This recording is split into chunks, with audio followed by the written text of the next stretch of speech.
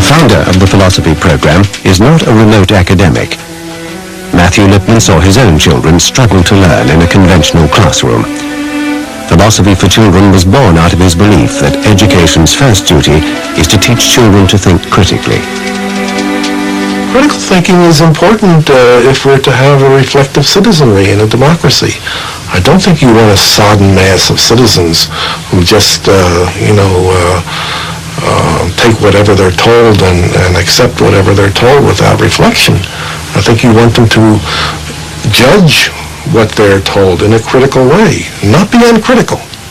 That's a terrible notion of democracy, an uncritical citizenry. I really enjoy philosophy. I feel like it's nice because it's helping us think about things that we never thought about before. Like my philosophy teachers say, we one whole group and we can ask any kind of questions.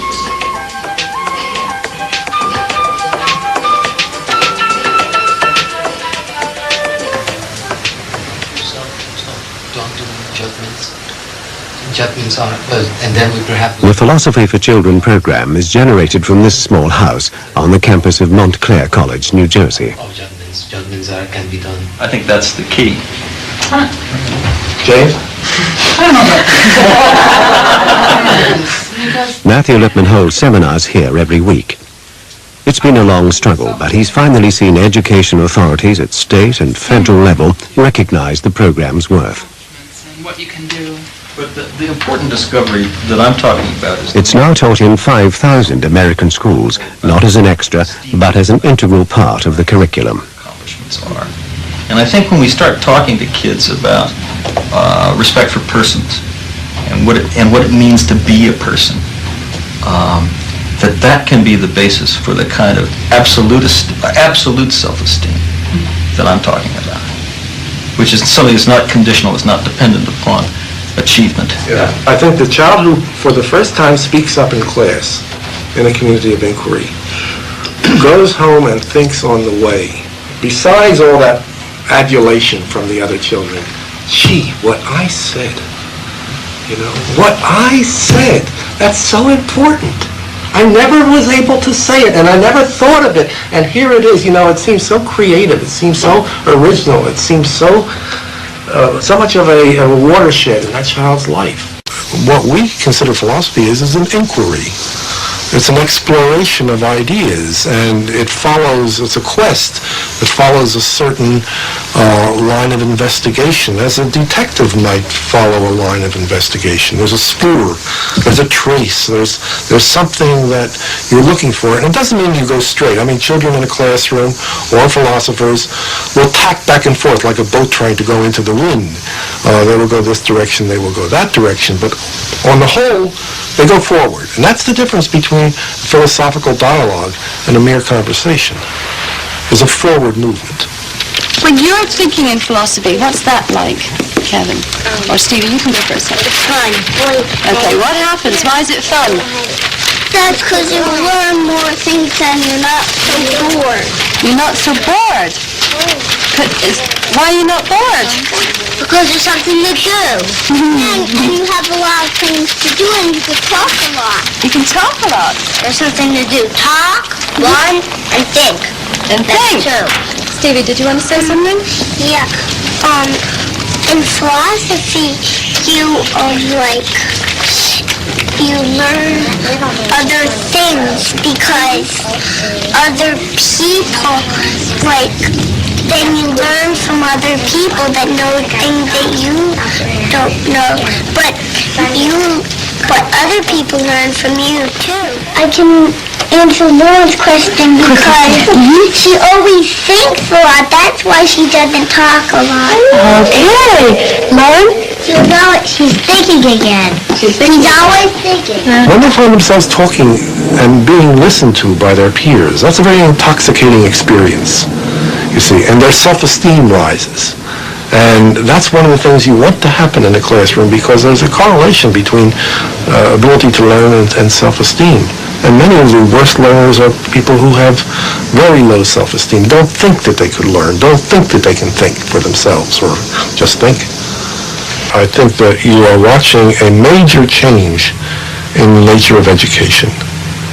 Because if you could get education to center on thinking rather than rote learning, then you're preparing for a very different kind of world. Children don't have much private property. Perhaps they own their clothes and a few toys. It's hard to say that they own even their bed or the furniture in their rooms that belong to the family or parents. And so the kind of security that comes with the ownership of property is usually not permitted to children. On the other hand, they do have their thoughts. And they cherish these. They are proud of these. These are very consoling. These are what they can be secretive about, and no one else can invade this privacy. And they have the use of language, which gives them a great deal of power, because with words they can talk to one another, communicate with one another, but also they can defend themselves. And I think words mean power to children, and having thoughts is a source of richness to them, perhaps the only source of richness. Make some sense. Easy. The voice that you hear inside when you talk to yourself, is that the same as the voice that you use when you talk to someone else? Yes. Shannon, why not? Shannon, a victim of bullying, has never spoken in class before. Brooke has sensed that he's ready to speak. No, Miss Lewis, like One, let's get Shannon a chance. when you talk to yourself, when you talk in a different way, when you talk to someone else, you have to talk to them correctly. Do you need... Give them respect or something. Like you give them respect, and if you talk to yourself, you don't want to give yourself respect, don't give yourself respect. But where does the self-respect come from, Shannon? Your faith. From where? Your faith and counseling. From your... From your confidence. Does that confidence come from somewhere else, or does it come from the little voice inside?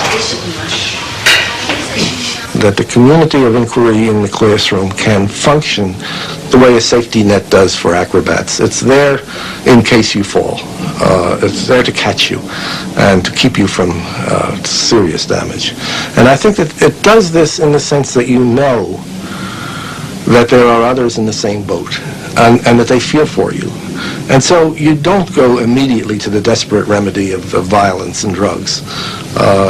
You talk it over. It's not a community of conformity. It's not a community of solidarity where everybody feels the same and has the same ideas and sensations and so forth, but where there's a division of feeling, there's a complementarity of feeling and of thinking, so that they rely on each other and they depend on each other. It's very much like a team, where there are certain people who are good at passing and others who are good at running, and they depend on each other. They know they can count on each other.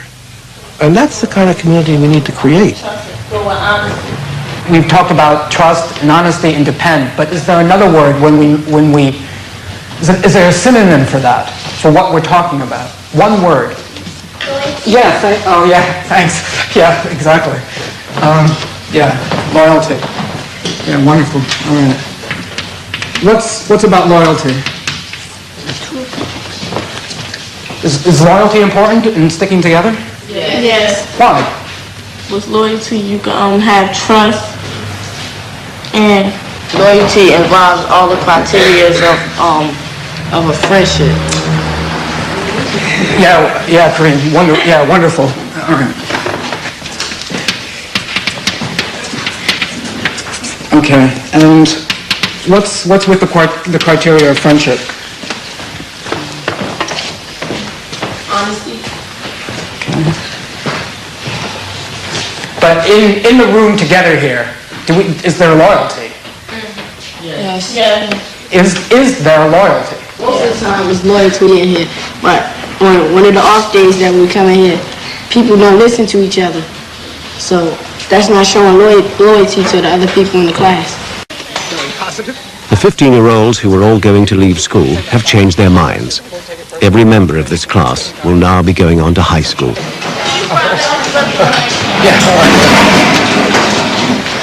you tonight. Oh, thank you. You're the one. It's all you. You agree, yes? You agree that it's all book. He has his way of pulling it out of them. Okay, great.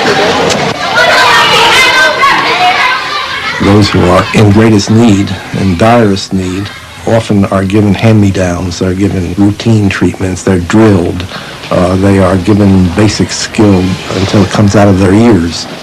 Even if they could learn in some pedestrian way to read, they would not be learning to read critically, or to read imaginatively, or to write with any kind of creativity. It's simply failing them as citizens, it's failing them as human beings to do this. So we have to have intensive care approaches in education as we do in medicine. I mean, we have to. There's just no way out. Otherwise, you write these people off. One nation, under God, indivisible, with liberty and justice for all. Stevie, did you want to say something? Yeah.